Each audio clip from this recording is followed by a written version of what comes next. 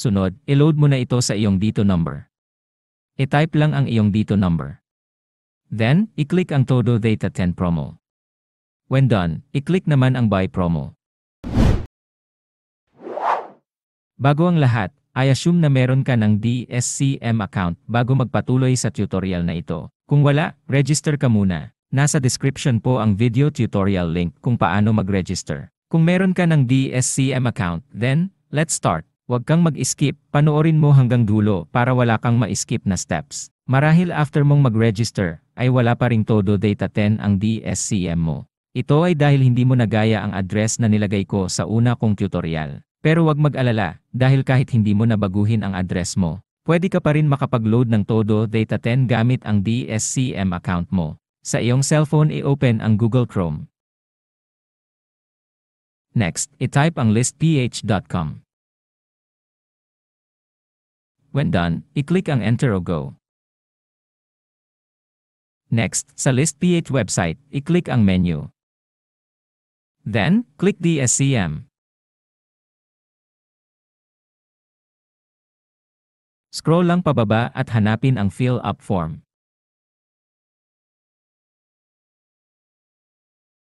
Ilagay ang iyong first name, last name at staff code na makikita lahat sa iyong DSCM account.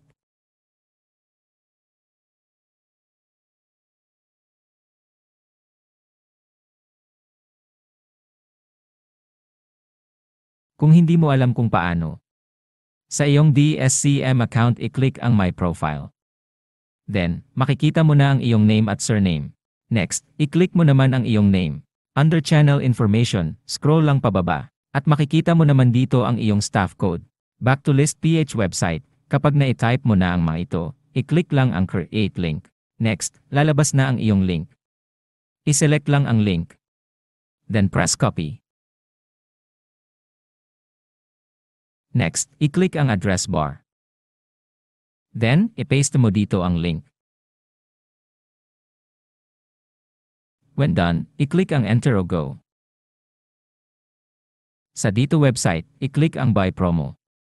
I-swipe mo lang ang menu at makikita mo sa dulo ang Todo Data 10 promo. Nice? Meron ka ng Todo Data 10. Sunod, i-load mo na ito sa iyong dito number. I-type lang ang iyong dito number. Then, i-click ang Todo Data 10 promo. When done, i-click naman ang Buy promo. Next, i-click lang ang Yes Proceed para magpatuloy. Then click Done. May matatanggap kang text galing kay dito tungkol sa Todo Data 10 load request. Sunod, i-open naman ang iyong DSCM account.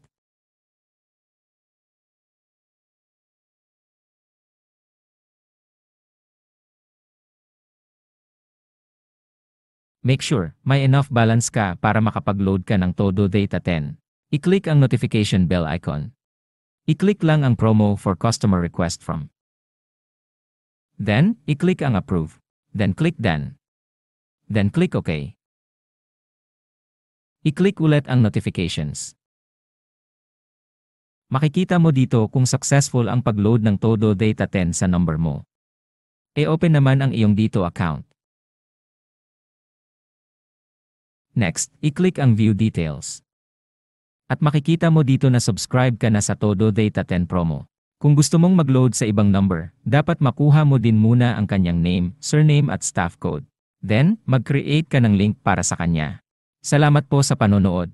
Huwag pong kalimutang i-like ang ating video at mag-subscribe po sa aking channel. Kung may tanong po, comment lang po sa baba. Thank you!